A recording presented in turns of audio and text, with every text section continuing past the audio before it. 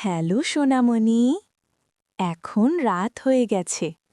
তুমি আরাম করে শুয়ে পড়ো, চোখ দুটো আস্তে আস্তে বন্ধ করো। আমি তোমাকে একটা ছোট্ট সুন্দর গল্প শোনাই, ঘুমের গল্প। এক ছিল ছোট্ট ভালুকছানা, তার নাম চাঁদু।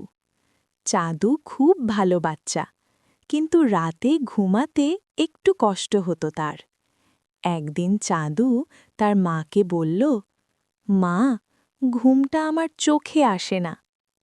মা ভালুক চাঁদুকে বুকে জড়িয়ে ধরে বলল, চাঁদু, চোখ বন্ধ করো, আমি তোমাকে নরম একটা গল্প শোনাই। চাঁদু চোখ বন্ধ করল। আকাশে তখন নরম চাঁদের আলো ছড়িয়ে পড়েছে, হালকা বাতাস বইছে, সব পাখিরা ঘুমিয়ে গেছে। চাঁদু কল্পনা করল সে নরম মেঘের ওপর শুয়ে আছে। মেঘটা দোল খাচ্ছে, দোল খাচ্ছে, আর তাকে ঘুমের দেশে নিয়ে যাচ্ছে। একটা তারা এসে ফিসফিস করে বলল, চাঁদু, ঘুমিয়ে পড়ো, আমরা তোমার পাহারা দিচ্ছি। চাঁদুর চোখ দুটো ভারী হয়ে এলো, হাত পা ঢিলে হয়ে গেল।